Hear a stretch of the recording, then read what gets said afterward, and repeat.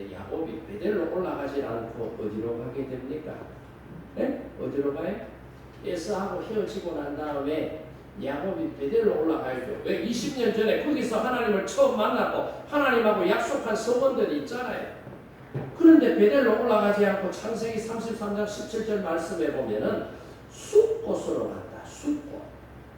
제가 읽어볼게요. 야곱은 숲곳에 이르러 자기를 위하여 집을 짓고 그의 가축을 위하여 우리간을 지었으므로 그 땅 이름을 숲곳이라 부르더라. 그러니까 숲곳으로 가서 집을 짓고 짐승들을 가둘 그런 우리를 짓고 거기에서 재밌게 산다 이 말이에요. 그리고 18절 19절로 넘어가면 또 이산을 가는데 어디로 이산을 가느냐? 세겜으로 이산을 갔다는 내용이 나와요. 제가 읽어볼게요. 야곱이 밧단 아람에서부터 평안히 가나안 땅 세겜 성읍에 이르러 그 성읍 앞에 장막을 치고 그가 장막을 친 밭을 세겜의 아버지 하몰의 아들들의 손에서 100크시타에 샀으며 거기에 제단을 쌓고 그 이름을 엘로헤 이스라엘이라 불렀더라. 그러니까 숲곳에서 세겜으로 가고 세겜에서는 아예 땅을 삽니다. 땅을 사가지고 거기서 집 짓고 마구간 짓고 거기서 재미있게 행복하게 우리 살아보자. 그렇게 지금 행동하고 그러면서 보세요.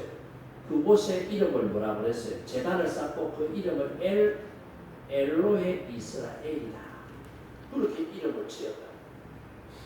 하나님, 이스라엘의 하나님, 엘로헤 이스라엘이라는 뜻입니다.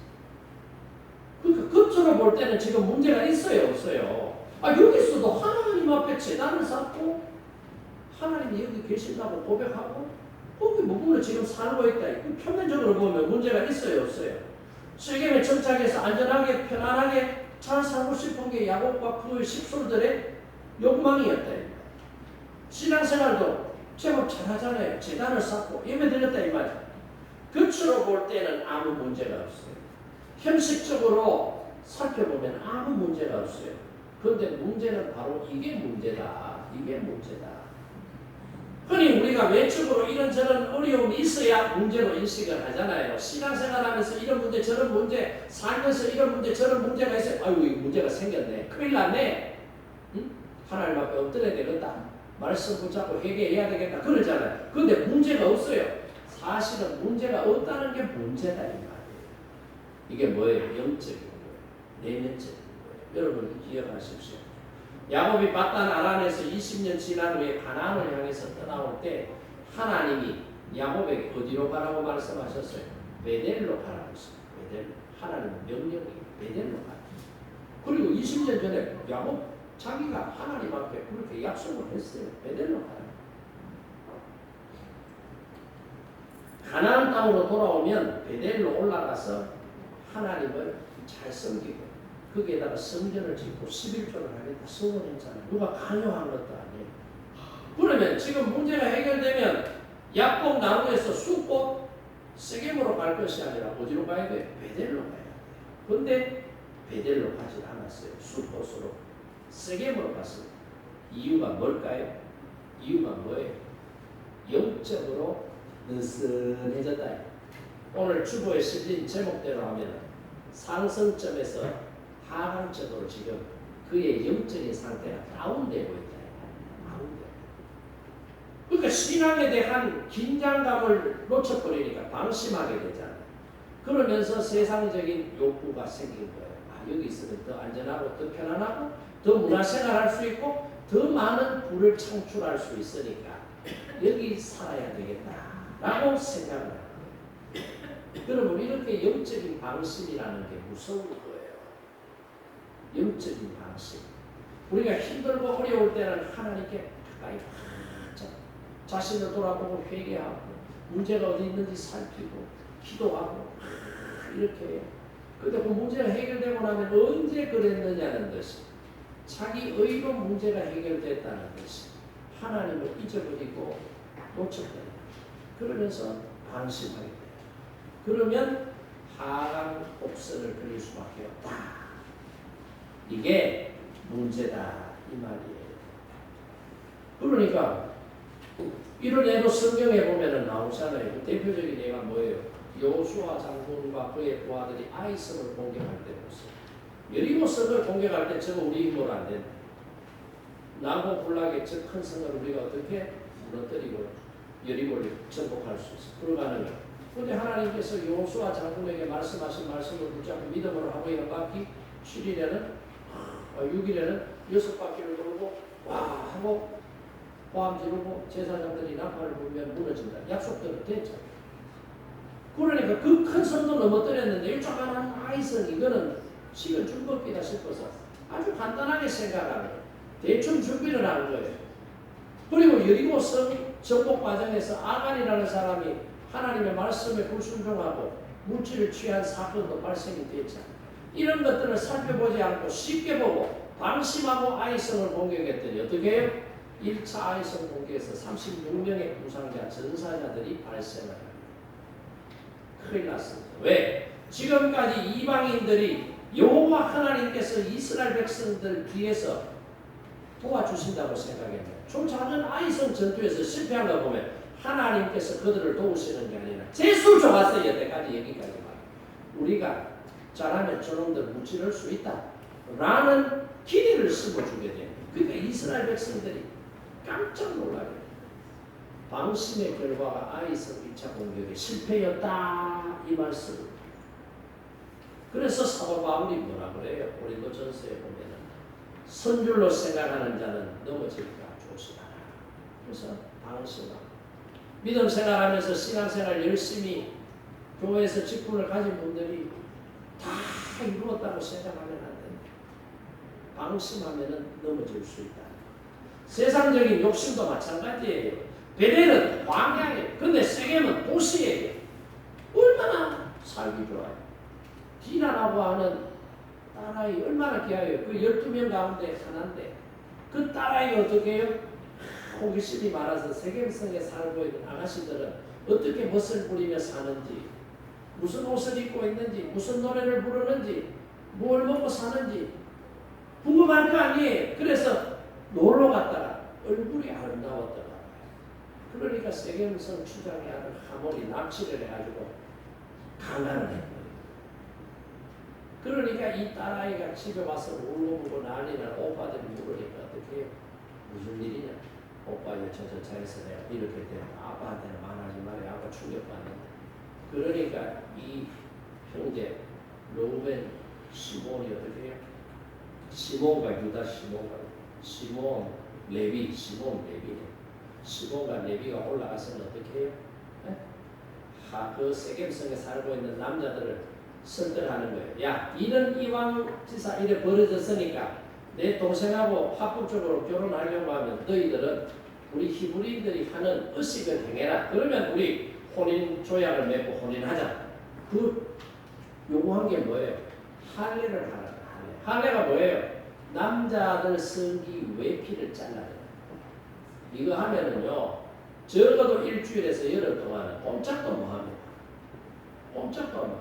여자들은 죽었다 깨나도 모르는데 남자들은 안 하죠. 일주일에서 열흘 동안 고통이 심해서요 그것도 못해요. 그런데 전부 다 이거 할례 호명수술 다 하나 해놔놓고는 어떻게 해요? 3일째 되는 날 쳐들어가가지고 아빠가 무익하고 있는 놈들 다 칼로 찔러 죽이고 참으로 찔러 죽이고 다 죽였다. 살인사건이 벌어집니다. 그러니까 아버지가 나중에 이 소식을 듣고는 어떻게 해요? 좋아졌다 이거. 흩어져 있는 부족 연맹체들이 하나로 단일화해가지고 자기 이 식구들을 공격하면 전부 다 죽는다. 그러니까 깜짝 놀라요. 세상의 욕심이 만들어낸 결과가 이거예요. 세상의 욕심이 만들어낸 결과. 이랬을 때 야곱이 어떻게 해요? 엄청난 시련 가운데서 고민을 하게 돼요. 이제 다 죽고 생겼구나. 그 고민을 하게 되는 거죠. 여러분, 정말 무서운 것은 외적인 환경이나 조건이 아니에요. 우리도 모르게 신앙이 하강하는 영적인 문제, 이게 진짜 심각한 문제다 하는 것입니다. 야곱의 신앙이 떨어지니까 결과가 어떻게 해요? 이런 심각한 문제를 야기시키더라는 것을 우리가 알아야 돼요. 그러니까 여러분, 정말 믿음 생활하면서 은혜를 받고 은혜를 받았는데 그걸 지속시켜야 되는데 지속시키지 못하고 쏟아버리게 되면은 결국은 이런 차별한 문제가 발생되더라 이 말이에요. 이랬을 때 야곱이 다시 한 번 더 떨어진 신앙을 다시 한 번 더 끌어올립니다.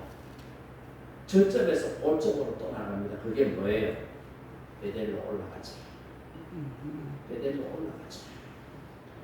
그게 오늘 창세기 제가 읽어드린 본문 35장 1절에서 7절에 나오는 말씀입니다. 베델로 올라가자. 여기 있다가는 다 죽겠다. 베델로 올라가자.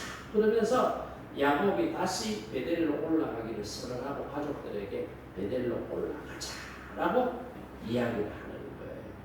그래서 베델로 올라가게 되는 거예요. 근데 베델로 올라갈 때에 어떻게 하는지 여러분 성경에 보면 오늘 본문에 보세요. 거기에 보면 2절 보세요. 야곱이 이에 자기 집안 사람과 자기와 함께한 모든 자에게 이르되 너희 중에 있는 이방 신들을 버리고 그러니까 야곱이 하나님을 믿는 신앙인이었지만 이 가족들 중에 지금 이방신을 섬기는 사람들이 있었다.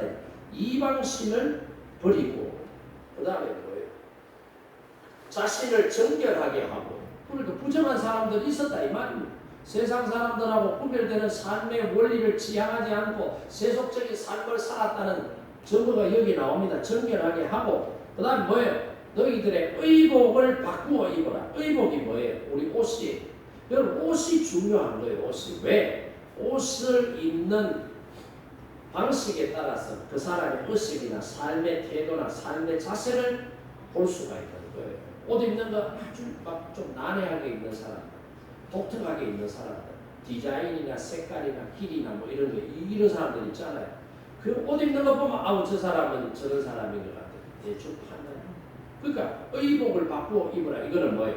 이방화되고 세속화되어 있는 것을 벗어버리고 이제는 하나님의 택함받은 거룩한 백성의 옷을 입어라. 구별되게 살자. 그런 의미가 이 말씀 속에 들어있는 것을 봐야 되는 거예요. 이렇게 살려고 야곱이 베델로 올라가자라고 했을 때 신앙이 떨어졌다가 다시 올라가는 그 지점이 어디냐? 하나님을 주목했다. 하나님을 주목했다. 오늘 저와 여러분에게도 이런 은혜가 있기를 바랍니다. 히브리서 12장 2절 말씀해 보세요. 믿음의 주였고 온전케 하시는 이 예수를 뭐하자? 뭐하자? 바라보자. 예수를 바라보자. 하나님께 주목했더니 하나님께서 욕심으로 세속적인 욕망으로 가득 찼던 방심했던 야곱의 마음을 돌이켜 놓으시고 신앙의 저점에서 고점을 향해서 하나님께 나아갈 수 있도록 은혜를 베풀어 주시더라 이 말입니다. 하나님을 바라봐야 돼요. 하나님은 멀리서 바라볼 게 아니라 하나님을 바라보면 하나님 옆에 딱 달라붙어야 됩니다. 여러분. 네? 하나님 옆에 밀착이 되어 있어요. 딱 달라붙어요. 신명기 30장 20절 보세요. 네 하나님 여호와를 사랑하고 그의 말씀을 청종하며 또 그를 의지하라. 하나님 딱 달라붙어 있어야 하나님하고 떨어지지 않아요.